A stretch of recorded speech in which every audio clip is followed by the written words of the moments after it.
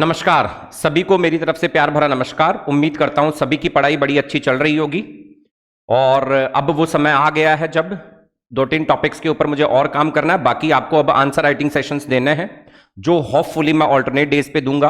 उम्मीद करूंगा मैं कि 7 से 8 आंसर राइटिंग सेशंस आपको दे दूं, है ना। तो जो भी पढ़ाया गया है उसी में से आपको आंसर्स लिखने हैं। तो the class is going to be very important for you. Here we are going to practise how to write the answers, है ना। ये आंसर राइटिंग सेशन होगा। These are the answer writing sessions for you. पहले भी 2-3 दिए गए हैं, अब आंसर राइटिंग सेशंस आपके लिए कंटिन्यू रहेंगे। अब आंसर राइटिंग सेशंस आपके लिए कंटिन्यू रहेंगे। सारी क्लासेस आपको देखनी है। ये रिवीजन सेशंस ही हैं एक तरह के। जो टॉपिक कुछ बचे हैं उनको भी मैं आंसर राइटिंग सेशंस का ही पार्ट बना दूंगा। एक दिन जो भी टॉपिक बचे हैं उनको आंसर राइटिंग फॉर्मेट में ही कवर कर देंगे। कोई टेंशन वाली बात नहीं है, कोई समस्या वाली बात नहीं है। कुछ स्टूडेंट्स परेशान हो रहे हैं, क्यों परेशान होना है, इतना कवर कर लिया हमने। 99% of the syllabus has been covered. उसको रिवाइज ही तो करना। अब अगर 1-2 टॉपिक छूटे हुए हैं तो 1-2 टॉपिक को कवर कर लेंगे। तो answer writing sessions are very important for you. Let's start with the discussion. कुछ आंसर्स लिखने की कोशिश करते हैं। These answer writing sessions are basically the revision sessions. आपके लिए रिवीजन सेशंस है। चेक करते हैं। कुछ क्वेश्चंस मैं लाया हूं, आगे क्वेश्चंस की संख्या भी बढ़ जाएगी। जैसे पहला ही क्वेश्चन आपके लिए लाया हूं मैं कि what is drought, explain its types. मैंने ही क्वेश्चन बनाया है कि what is drought and explain its types. लिखेंगे, पूरी चीजें लिखूंगा मैं, या ताकि आप दोबारा रिवाइज कर सको, है ना। तो इस क्वेश्चन को जब भी आप प्रोसीड करेंगे तो पहले तो ड्रॉट को डिफाइन करेंगे कि ड्रॉट है क्या। Drought refers to the situation of, drought refers to the situation of, drought refers to the situation of, या drought refers to the period of prolonged,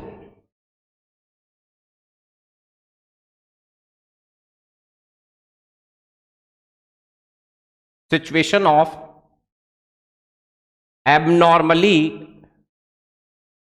abnormally low rainfall. Drought refers to the situation of या prolonged period of, ऐसे कह सकते हैं, या prolonged period of, refers to the prolonged period of, drought refers to the prolonged period of abnormally low rainfall which leads to water scarcity,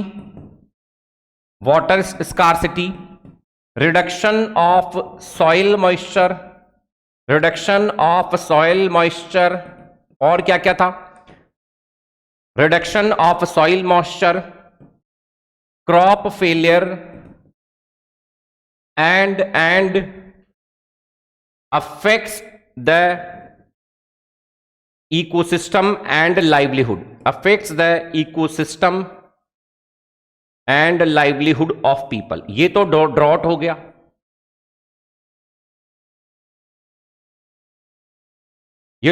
गया। My dear ji, good evening. तो पहले तो आपको क्या करना है, आंसर में ड्रॉट को डिफाइन करना है। Sir, drought refers to the prolonged period of abnormally low rainfall which leads to water scarcity, जिसकी वजह से पानी की कमी आ जाती है नदियों में, लेक्स में, रिजर्वायर्स में। Reduction of the soil moisture, crop failure and affects the entire ecosystem and livelihood of the people. समझ में आ गई? ये तो हो गया। नाउ सिंपली अपन को आगे क्या प्रोसीड करना है, इसके टाइप्स। बस अगली लाइन में आप लिखेंगे, हेडिंग तो यूं देंगे, टाइप्स ऑफ ड्रॉट। हमारे पास बहुत ज्यादा स्पेस वहां होगा नहीं, तो एक ही लाइन में हमें समझाने की कोशिश करनी है। हमारे पास बहुत ज्यादा स्पेस नहीं होगा, तो हमें एक ही लाइन में सब डॉट्स को एक्सप्लेन करने की आवश्यकता है। टाइप्स ऑफ ड्रॉट कौन कौन से हैं, जरा याद करें आप लोग, याद हो तो आपको। मीटियोरोलॉजिकल ड्रॉट,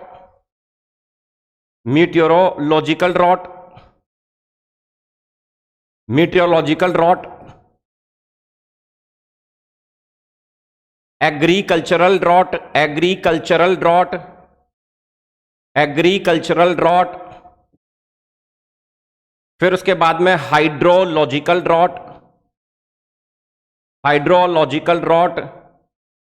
फिर आप कह सकते हैं इकोलॉजिकल ड्रॉट। ये 4 कैटेगरी समझा दीजिएगा। ये 4 तरीके के ड्रॉट आप लोग समझा दीजिएगा। कुछ लोगों के कमेंट्स भी आ रहे हैं, बिल्कुल सेशन को थोड़ा सा हम बनाएंगे क्या, इंटरैक्टिव। अब जब मीटरोलॉजिकल ड्रॉट की बात करेंगे तो मीटरोलॉजिकल ड्रॉट थोड़ा सा मैं फास्ट करा दूं ताकि हम याद भी कर सके चीजों को। मीटरोलॉजिकल ड्रॉट कौन सी सिचुएशन है, situation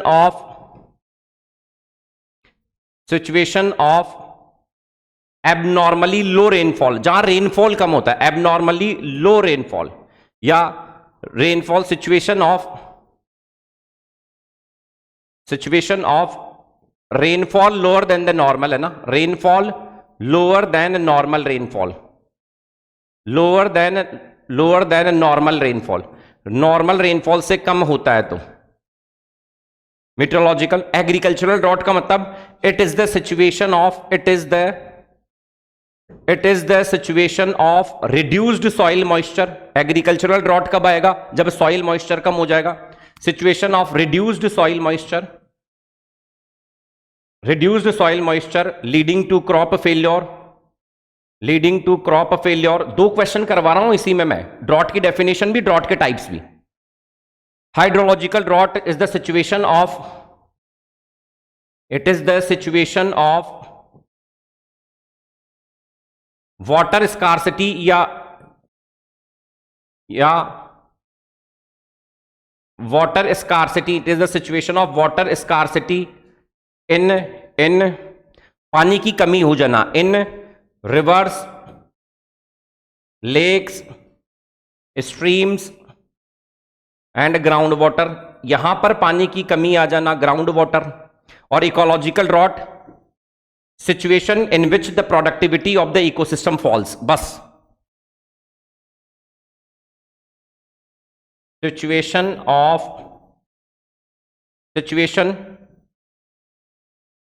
in which the productivity of the ecosystem falls,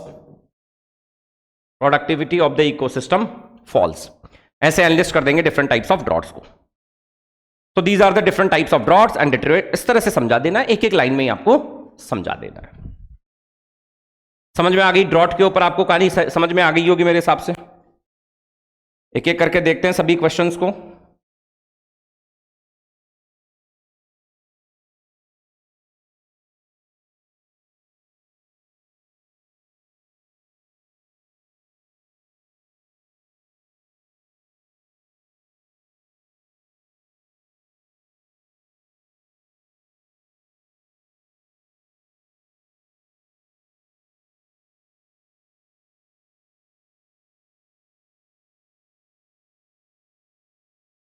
है ना, तो situation in which the productivity of the ecosystem falls due to shortage of water, ये भी लिख देना साथ में, क्योंकि वाटर से रिलेटेड है, due to shortage of water.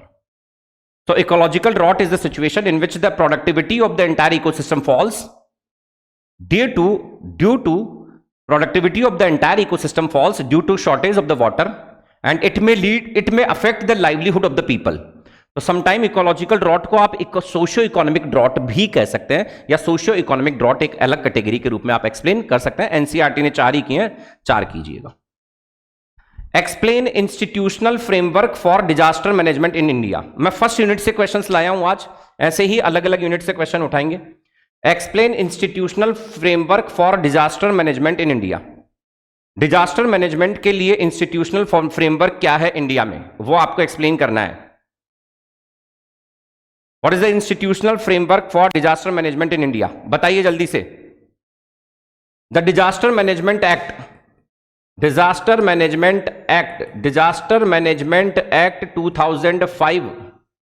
provides for institutional framework for disaster management in India,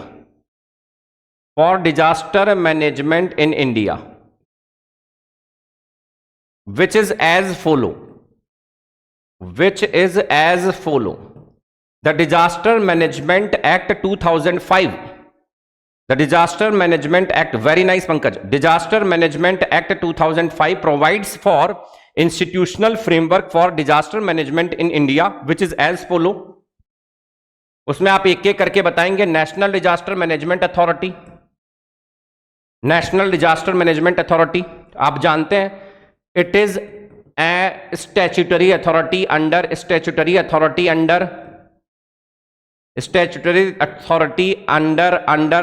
national formed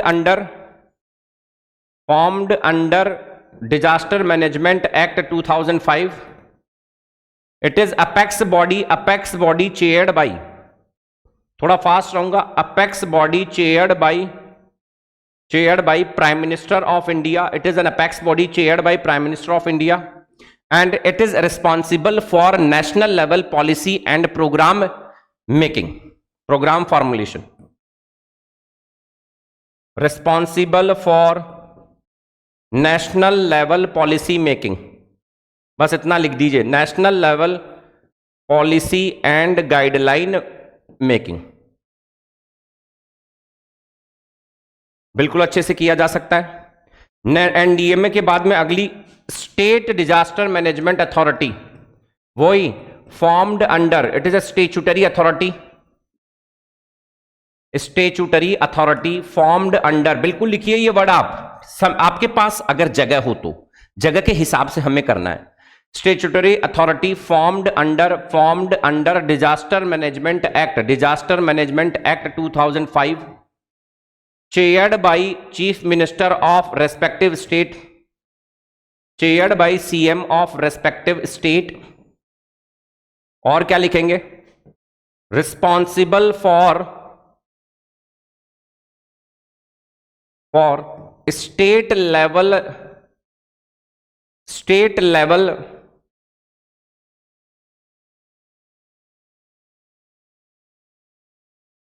level पर डिसीजन मेकिंग के लिए, state level policy making and implementation.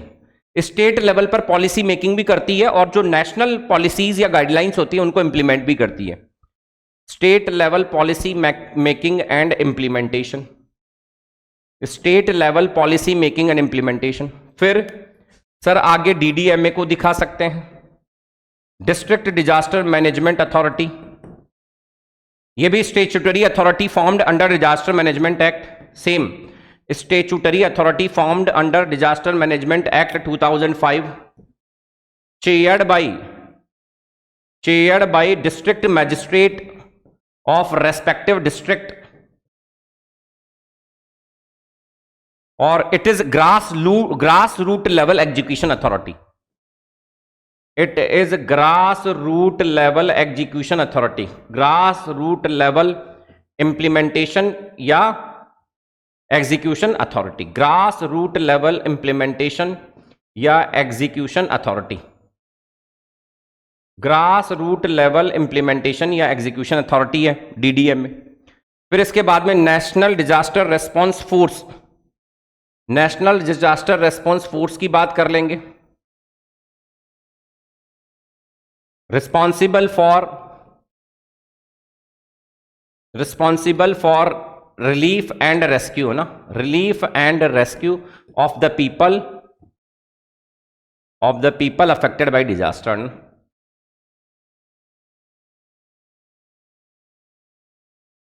बस ये लिख देना है. और क्या लिखोगे, जो समझाया गया है वो ही पढ़ना है, वो ही याद करना है, वो ही लिख देना है. ऐसे क्वेश्चन पूछे जा सकते हैं, आपको ऐसे क्वेश्चन पूछे जा सकते हैं, बड़ी संभावना है. पता नहीं पूछेगा तो क्या, खैर वो. अब एक बड़ी अच्छा क्वेश्चन मैं आपके लिए लेके आया हूं, फर्स्ट यूनिट से ही अपन ये क्वेश्चन आज डिस्कस कर रहे हैं. अगला क्वेश्चन है, what is drip irrigation and what are the steps taken to promote drip irrigation, या स्टेप्स टेकन बाय गवर्नमेंट भी लिख लो, by government to promote the drip irrigation. ठीक है जी पंकज, आगे और भी ऐड कर सकते हैं आप, क्योंकि तीन चार चीजें लिखनी है तो एक एक दो लाइन में लिख देंगे, सबको तो काम हो जाएगा. What is drip irrigation, what is the and what are the steps taken to, थोड़ा बड़ा क्वेश्चन है ये ना, थोड़ा बड़ा क्वेश्चन की श्रेणी में रखूंगा मैं. क्या है ड्रिप इरिगेशन, पहले तो हेडिंग डालेंगे, ड्रिप इरिगेशन क्या है.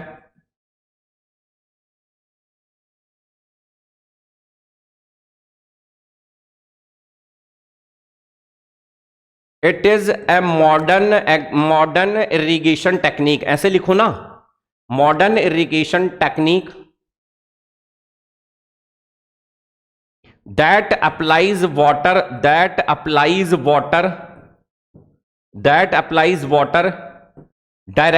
to the root zone of the plants, directly to the root zone of the plants,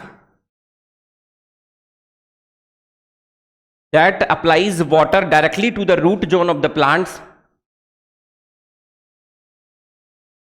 by using network of pipes, tubes and drippers at very low pressures and flow rates, very low pressures and low flow rate, at very low pressures and low flow rates. ठीक है, so it is a modern irrigation technique that applies water directly to the root zone of the plants by using network of the pipes, tubes and drippers at a very low pressures and flow rates and low flow rates. ठीक है, आप कहेंगे flow rate जो होती है वो 2 से 10 litre, जो मैंने आपको 2 से 10 लीटर पर आवर पर ड्रिपर ये होता है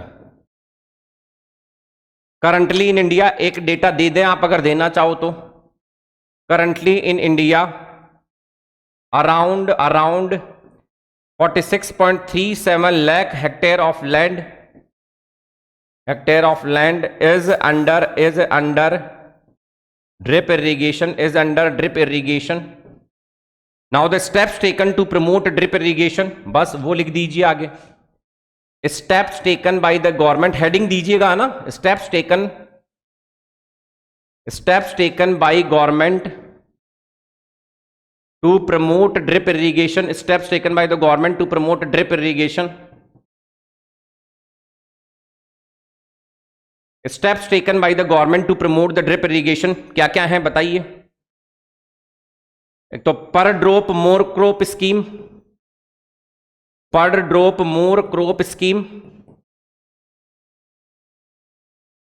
है ना। इस स्कीम को अपन इंप्लीमेंट कर रहे थे, याद हो तो आपको,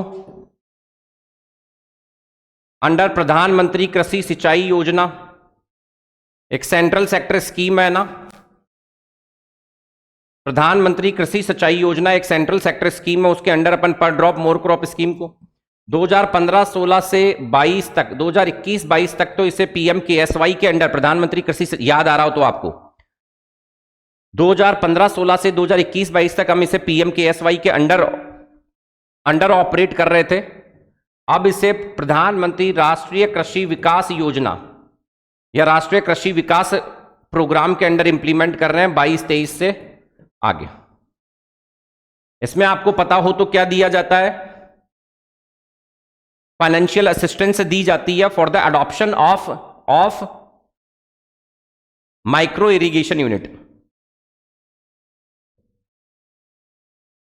फाइनेंशियल असिस्टेंस दी जाती है टू फार्मर्स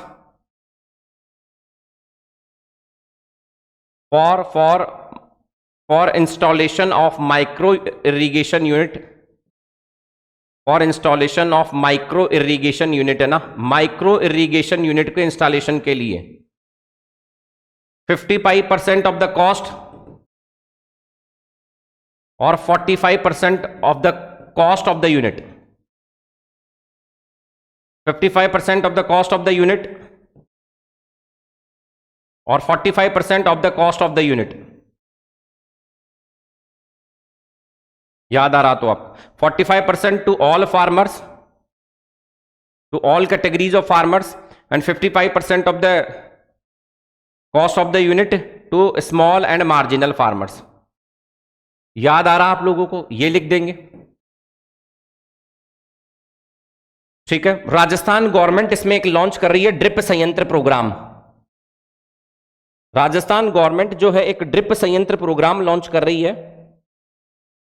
अगला प्रोग्राम लिखेंगे आप इसमें, ड्रिप संयंत्र programme by the Rajasthan government, drip संयंत्र बाय राजस्थान गवर्नमेंट, ड्रिप संयंत्र बाय राजस्थान गवर्नमेंट, एक ड्रिप संयंत्र प्रोग्राम है राजस्थान गवर्नमेंट का। यहां पर भी grants are given to farmers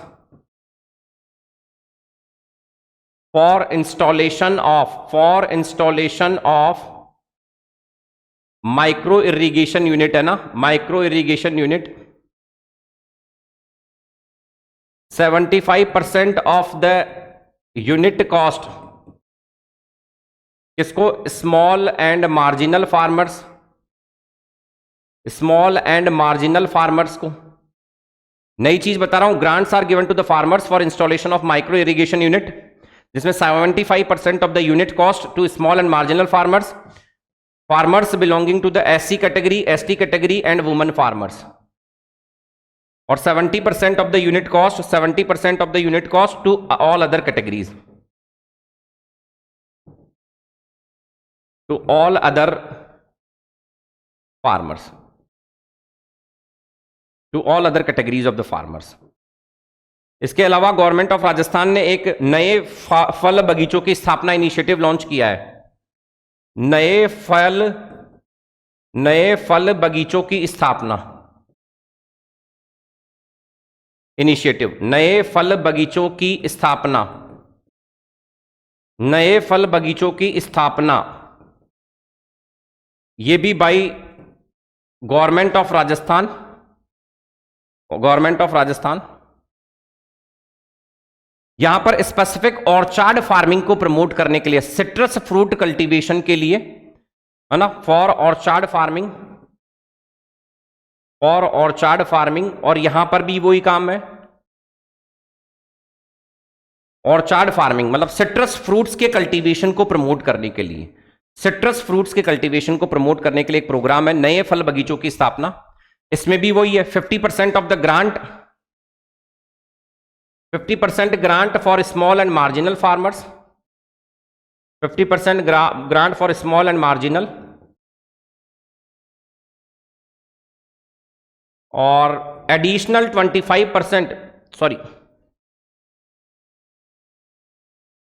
for farmers and additional 25% for small and marginal farmers. ये सारी चीजें आपको लिख देनी है। मैंने कहा था आंसर राइटिंग के साथ कुछ वैल्यू एडिशंस भी हो सकते हैं, तो ये वैल्यू एडिशंस आप जरूर लिखें, ये वैल्यू एडिशंस पे आप लोग ध्यान दें। तो कुछ प्रोग्राम मैंने, गवर्नमेंट ऑफ इंडिया का एक प्रोग्राम है पर ड्रॉप मोर क्रॉप स्कीम, इसको प्रधानमंत्री कृषि सिंचाई योजना के कंपोनेंट के रूप में इंप्लीमेंट किया जा रहा था 15-16 से 21-22 तक।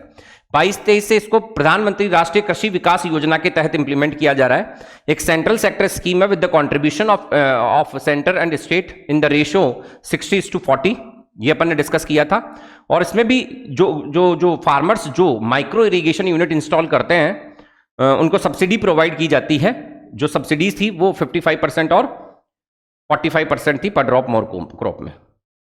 55% of the cost of the unit, 45% of the cost of the unit, है ना। फाइनेंशियल असिस्टेंस या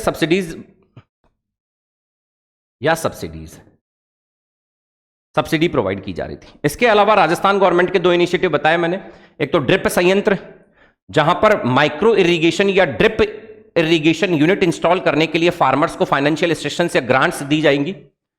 75% of the unit cost small marginal farmers and the farmers belonging to category of SC, ST and women, और 70% of the unit cost to all other farmers। इसी तरह नए फल बगीचों की स्थापना, जिसमें स्पेशल ऑर्चार्ड फार्मिंग को प्रमोट करने के लिए और ऑर्चार्ड फार्मिंग में ड्रिप इरिगेशन को प्रमोट करने के लिए फार्मर्स को ड्रिप इरिगेशन इंस्टॉलेशन के लिए क्या दी जाएगी? Grants. 50% of the grant for the farmers and additional 25% for the small and marginal farmers. बड़ी समझ में आ गई बात, बड़ी समझ में आई ये बात। अगले पॉइंट पे चलते हैं। क्या है ये? बहुत अच्छा क्वेश्चन है, ये बहुत अच्छा क्वेश्चन है। थ्योरी के टाइम मैंने नहीं पढ़ाया, मुझे पता था मैं आंसर राइटिंग सेशन में इसे कवर करूंगा। ये ड्रॉट से ही मैंने उठाया, मेरे दिमाग में है। एक्चुअली इंडिया में ड्रॉट प्रॉन एरियाज को एनालिस्ट कीजिए, ऐसा क्वेश्चन है।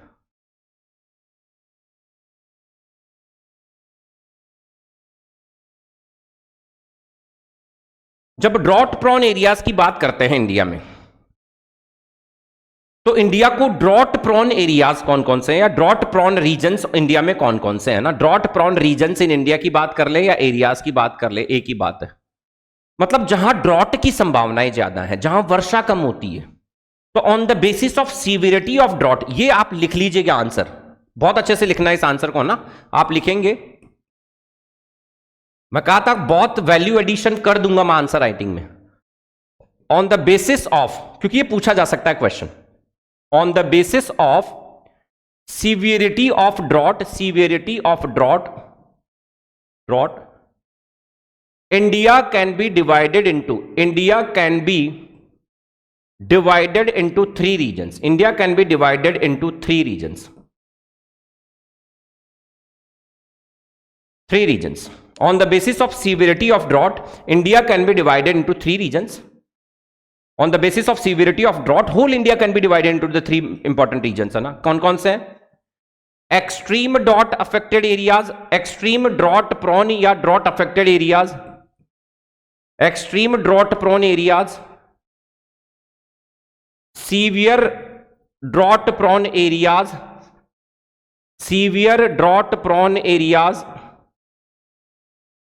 या 4 में ले लो, मेनली 3 ही है, और moderate drought prone areas, moderate drought prone areas.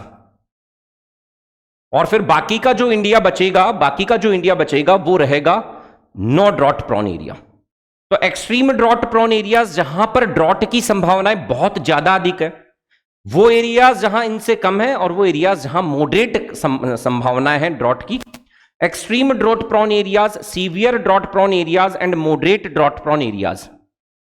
देखते हैं, इंडिया का मैप आप जरूर बनाएं इस क्वेश्चन में, इंडिया का मैप आप लोग जरूर बनाएं इस क्वेश्चन में, और इंडिया के मैप के ऊपर चीजों को रिफ्लेक्ट करने की कोशिश करें, क्योंकि इंडिया के कंटेक्स्ट में आपको यह डिवीजन पूछा है। इंडिया के कंटेक्स्ट में आपको इंडिया को डिवाइड करना है ड्रॉट प्रोन एरियाज में, which are the most drought prone areas, है ना, which are affected by the drought और which may be affected by the drought severely, extremely. मैं आपको इसका एक्सप्लेनेशन दे रहा हूं इस क्वेश्चन का।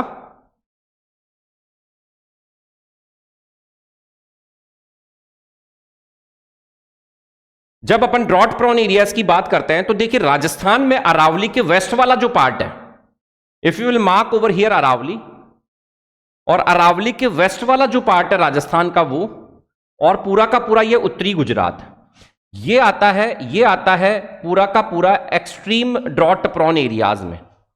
ये है एक्सट्रीम ड्रॉट प्रोन एरिया, ये है एक्सट्रीम ड्रॉट प्रोन एरिया, यह है एक्सट्रीम ड्रॉट प्रोन एरिया। फिर माय डियर आप देखेंगे बिल्कुल यहां से लगता हुआ लगभग मध्य प्रदेश का ज्यादातर हिस्सा, कुछ महाराष्ट्र का eastern part,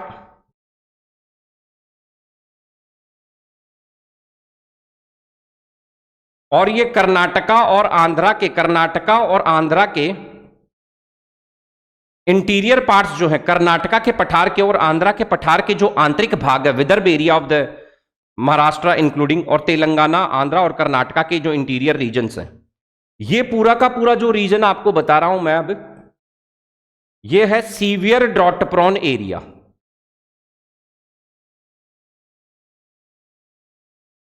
severe drought prone area, और मॉडरेट ड्रॉट प्रोन एरिया जो आएगा वो बिल्कुल थोड़ा सा ये कुछ parts of Punjab, northern part of Rajasthan,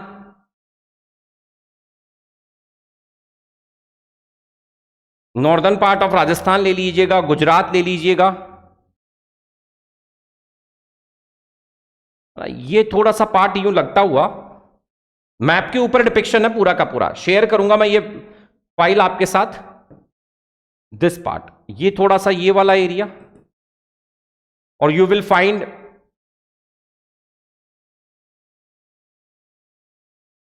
this area, you will find this area. ठीक है,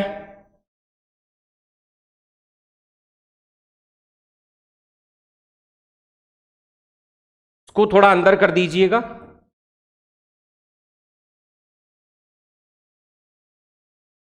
तो ये थोड़ा बड़ा दिखे आपको ऐसे। तो थोड़ा सा ये भी बड़ा नजर आए, नहीं? ये हो गया आपका, थोड़ा सा इसको आगे तक एक्सटेंड कर सकते हैं, इसको और थोड़ा आगे तक एक्सटेंड। ये हो गया सीवियर, एक्सट्रीम और क्या बताया था मैंने, moderate drought prone area, moderate drought prone area.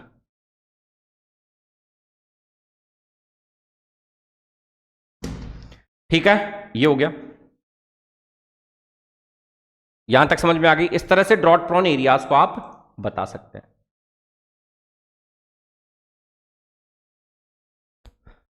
अच्छा, अब बता सकते हैं, देखिए एक्सट्रीम ड्रॉट प्रोन एरियाज में कौन से एरिया है? Area lying to the west of Aravalli, areas of Rajasthan and northern Gujarat है ना, Rajasthan and Gujarat which are lying to the west of Aravalli, areas of Rajasthan and Gujarat which are lying to the west of the Aravalli, areas of Rajasthan and Gujarat which are lying to the west of Aravalli. Aravalli के west वाला जो part है extreme drought affected area, आपको पता है, ठीक है। फिर बात करते हैं अपन सीवियर ड्रॉट प्रोन एरियाज, इसमें लगभग कौन सा आएगा? Eastern Rajasthan, eastern Rajasthan, almost entire MP, almost entire MP, Madhya Pradesh आएगा, पूरा का पूरा मध्य प्रदेश आ रहा है, some parts of Chhattisgarh, Telangana, ये आप देखेंगे महाराष्ट्र का eastern part, eastern part of Maharashtra, eastern part of Maharashtra etcetera लिख दीजिएगा बस।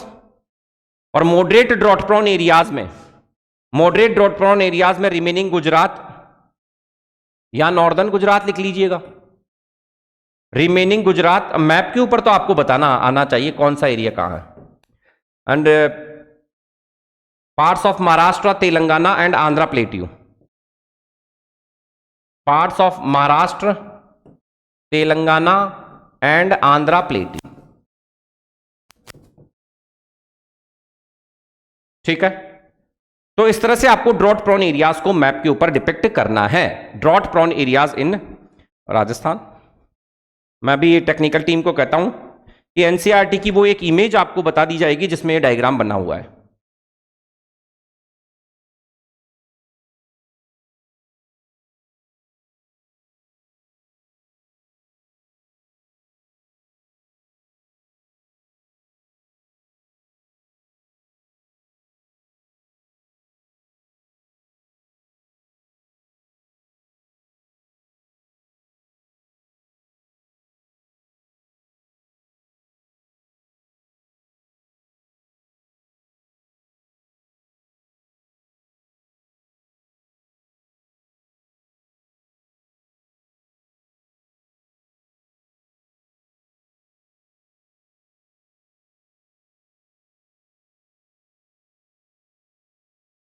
ठीक है, मैं आपको बताना चाहता हूं कहां से ये कंटेंट लिया है, एक बार मैं ट्राई करता हूं।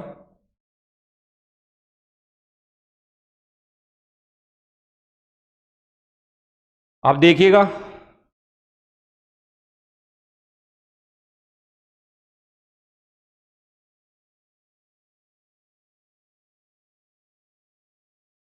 अब एनसीईआरटी में जो दिख रहा है वो तो अपन को लेना पड़ेगा।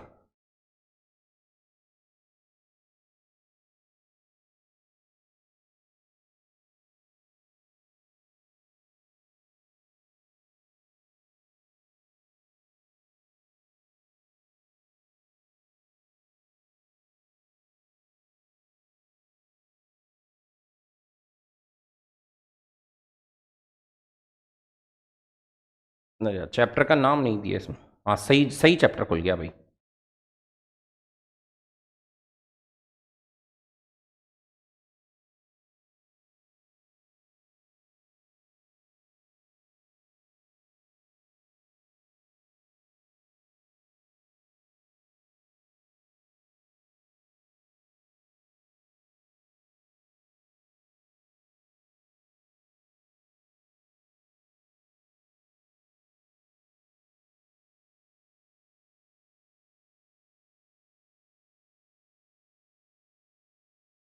देखिएगा, मैं बता रहा हूं कि आपके साथ अपलोड हो जाएगी ड्रॉट प्रोन एरियाज की एक चैप्टर है एनसीईआरटी का।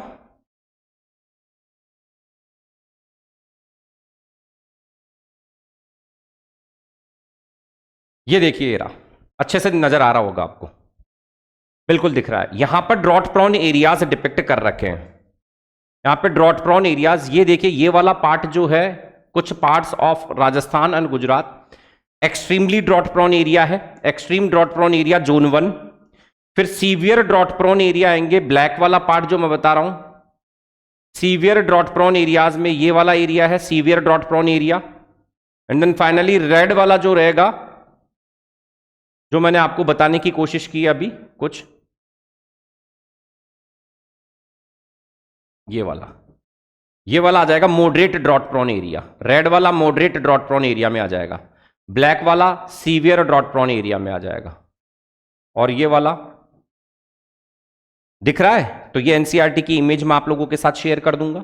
सेकेंडली क्या है, देखिए, इसका डिस्क्रिप्शन भी इन्होंने लिखा हुआ है, इसका डिस्क्रिप्शन भी एनसीईआरटी ने लिखा है।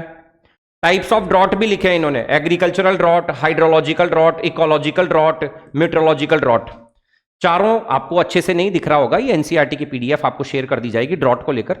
चारों प्रकार के ड्रॉट भी यहां समझा रखे हैं, ये ही मैंने आपको एक्सप्लेन किए हैं। और ये drought prone areas, extreme drought affected या drought prone, severe drought prone और मॉडरेट ड्रॉट प्रोन, ये एरियाज भी।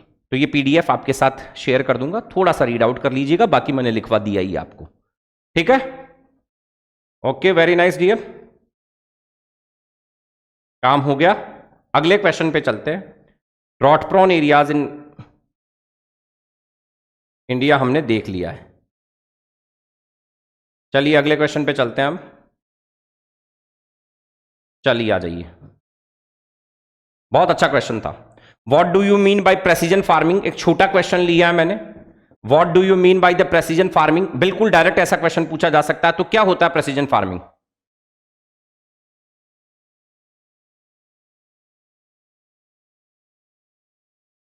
It is a modern farming technique, ऐसे लिख दें आप, modern farming technique.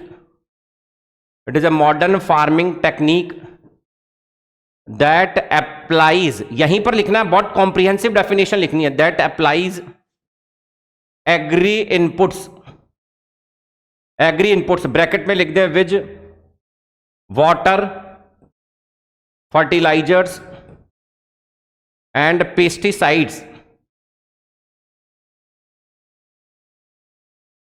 Agree inputs in right quantity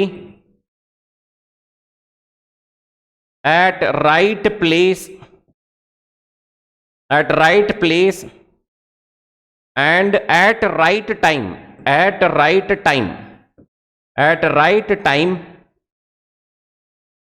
ऐसे लिखेंगे, लेकिन राइट टाइम को पहले लिखिए, थोड़ा समझिए बात को ना। Right quantity eight right time and at right place rather than applying uniformly over the entire field, and at right place, मैंने 2-3 डेफिनेशन लिखाई थी, 2-3 तरीके से एक्सप्लेन किया था, बट उसी में सभी चीजों को क्लब कर रहा हूं मैं। And at right place rather than applying uniformly over entire field, पूरे के पूरे फील्ड के ऊपर यूनिफॉर्मली अप्लाई करने के बजाय राइट क्वांटिटी में राइट इनपुट को राइट टाइम के ऊपर राइट प्लेस के ऊपर अप्लाई करना है। Applying uniformly over entire field,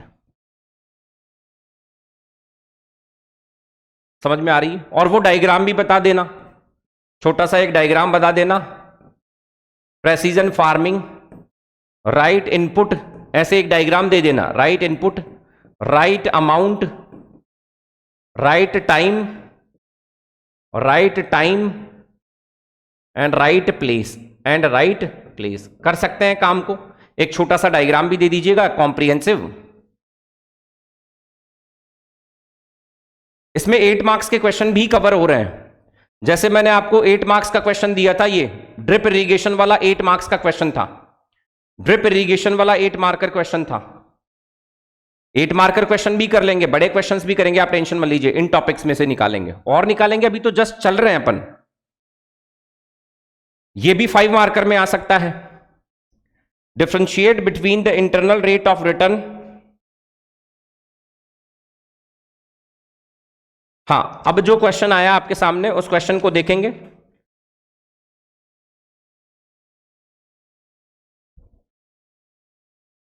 अभी बहुत अच्छा क्वेश्चन है ये, इंटरनल रेट ऑफ रिटर्न और एनपीवी को डिफरेंशिएट करवा लिया मैंने। ये मॉडरेट मार्किंग वाला क्वेश्चन है, ना तो छोटा क्वेश्चन है ना बहुत बड़ा क्वेश्चन है, मॉडरेट मार्किंग वाला। जैसे अगर सारे क्वेश्चन 2, 5 और 8 मार्कर होते हैं ना, तो ये 5 मार्कर है। यदि 1.5, 2.5 और 8 मार्कर है तो 2.5 मार्कर ये क्वेश्चन होगा।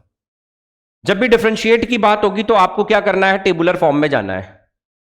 नेट प्रेजेंट वैल्यू इधर और इंटरनल रेट ऑफ रिटर्न इधर, नेट प्रेजेंट वैल्यू इधर और इंटरनल रेट ऑफ रिटर्न इधर, और दोनों को बड़ा समझा देना है। पहले तो इनकी डेफिनेशन दे देनी है, मीनिंग क्या है। मीनिंग आप सभी को पता है क्या है इनका,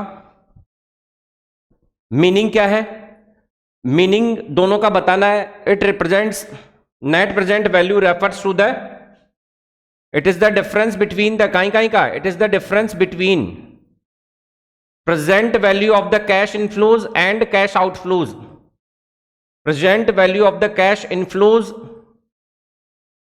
and cash outflows, present value of the cash inflows and cash outflows.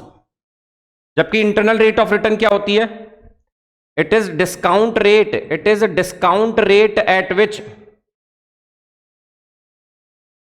और इसका थोड़ा फॉर्मूला भी दे दीजिएगा, वो आपको याद है, CT/1 + R⁻T - C0, फॉर्मूला याद है, वो भी दे दीजिए। It is discount rate at which NPV of project is 0, eight which NPV of project is 0। मतलब IRR वो डिस्काउंट रेट होती है जहां नेट प्रेजेंट वैल्यू जो प्रोडक्ट की होगी वो 0 हो जाएगी। वो डिस्काउंट रेट होती है जिसके ऊपर नेट प्रेजेंट वैल्यू प्रोडक्ट की 0 हो जाएगी। फिर और क्या बता सकते हैं, दोनों का नेचर बता सकते हैं IRR और NPV में।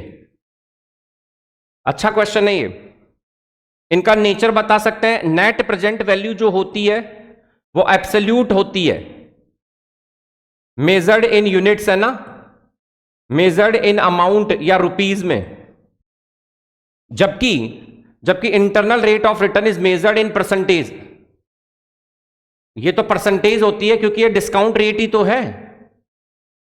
Internal rate of return is measured in percentage, कि डिस्काउंट रेट कितना परसेंट होना चाहिए कि एनपीवी 0 हो जाए, वो इंटरनल रेट ऑफ रिटर्न है। It is measured in absolute, मतलब मेजर्ड इन रुपीज, एब्सोल्यूट होता है इसका नेचर। डिसीजन मेकिंग में कैसे हेल्प करती है ये, नेट प्रेजेंट वैल्यू अगर 0 से अधिक है तो एक्सेप्ट द प्रोजेक्ट। यदि नेट प्रेजेंट वैल्यू जो 0 से अधिक आती है किसी प्रोजेक्ट की, तो प्रोजेक्ट को एक्सेप्ट करना है।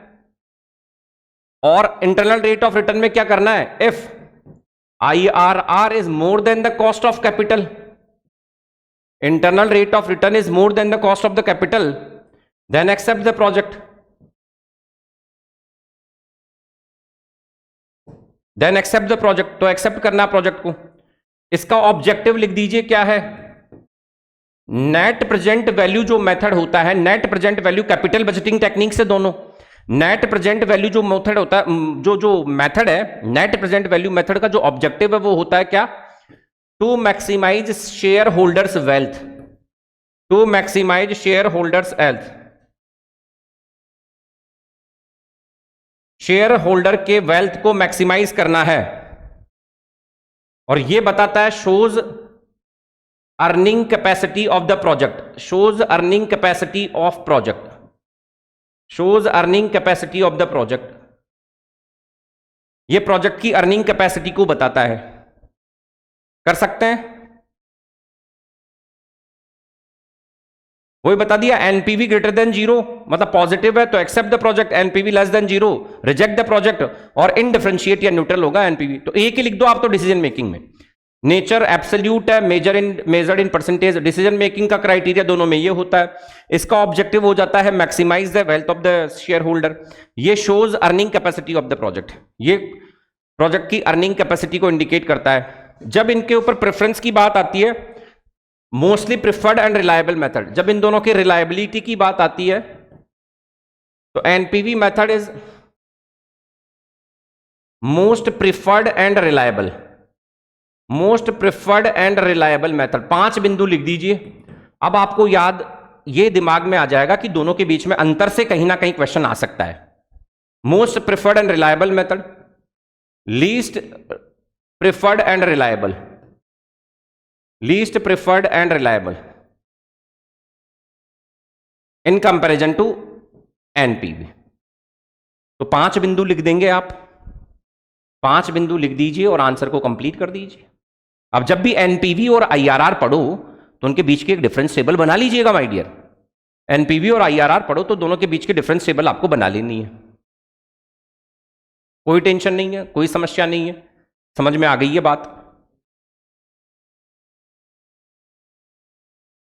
इसी के साथ आपको अब एक इंपॉर्टेंट टॉपिक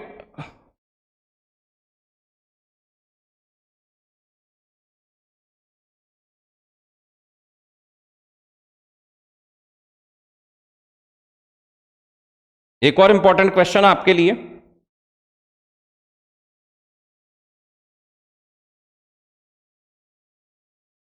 आंसर भी लिखेंगे यहां पर। समझ में आ गया है? बड़े अच्छे क्वेश्चंस मैंने आज डिस्कस किए हैं। संभावना है बन जाए, ये तो पढ़ना ही है।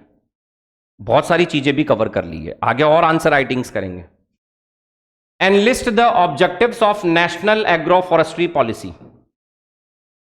नेशनल एग्रो फॉरेस्ट्री पॉलिसी के ऑब्जेक्टिव्स आपको एनलिस्ट करने हैं। नेशनल एग्रो फॉरेस्ट्री पॉलिसी के ऑब्जेक्टिव्स मैं अभी लिख देता हूं, इनकी पीडीएफ आपको अभी अटैच करवा दूंगा कि नेशनल एग्रो फॉरेस्ट्री पॉलिसी के ऑब्जेक्टिव क्या है। तो national agro forestry policy, national agro forestry policy was, national agro forestry policy के ऑब्जेक्टिव्स, उद्देश्य आपको बताने हैं। National agro forestry policy was formulated in 2014. It has following objectives. It has following objectives. It has following objectives. जब objectives की बात करेंगे तो ये फॉलोइंग ऑब्जेक्टिव्स है। एक्सपेंडिंग ट्री प्लांटेशन, एक एक करके लिखेंगे। एक्सपेंडिंग कोई आप में से लिख रहा है तो आंसर लिख लीजिए पूरा। Expanding tree plantation coverage, expanding tree plantation alongside crops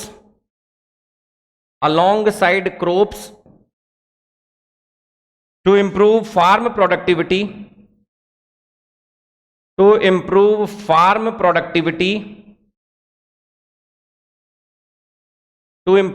productivity and income। मतलब हमें क्रॉप्स के साथ में ट्रीज के प्लांटेशन को प्रमोट करना है। Expanding tree plantation alongside crops to improve the farm productivity and income। दूसरा ऑब्जेक्टिव हो जाएगा ensuring the availability of quality planting material, ensuring the availability of, अब देखिए जो गवर्नमेंट डॉक्यूमेंट्स है वहीं से लिखना पड़ेगा। ensuring the availability of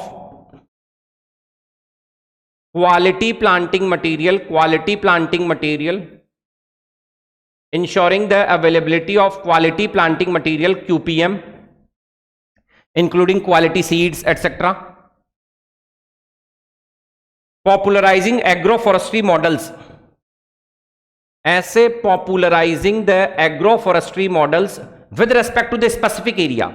her specific area के रिसोर्सेज, वहां की अपॉर्चुनिटीज, वहां की प्रॉब्लम्स अलग होती है, तो एक डिफरेंट एरिया में डिफरेंट एग्रो फॉरेस्ट्री मॉडल को हमें पॉपुलराइज करना है। Popularising different agroforestry models, popularising different agroforestry models suited for different areas, suited for different regions, suited for different regions and different land use patterns है ना। हर area का land use pattern different हो सकता है। मैंने बताया वहां की तो जितना याद रहे, popularising different agroforestry models suited for different regions and different क्या बोला मैंने, लैंड यूज पैटर्न के हिसाब से, suited to different land use conditions लिख दो, लैंड यूज कंडीशंस। तो ये आपके ऑब्जेक्टिव्स है नेशनल एग्रो फॉरेस्ट्री के।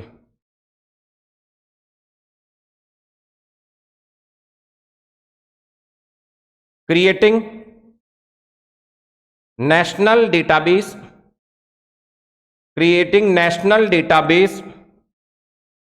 and knowledge system for farmers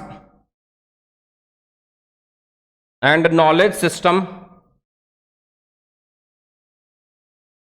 for research and farmer guidance,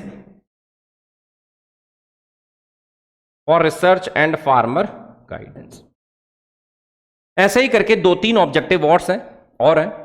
तो यहां पे तो हमें क्या करना है, यहां हमें क्या करना है कि जो भी एग्रो फॉरेस्ट्री पॉलिसी है, एग्रो फॉरेस्ट्री पॉलिसी के ऑब्जेक्टिव्स है कुछ, अभी ये ऑब्जेक्टिव्स भी आपके साथ इसी के साथ पीडीएफ अटैच कर दूंगा इस क्लास के साथ आपके।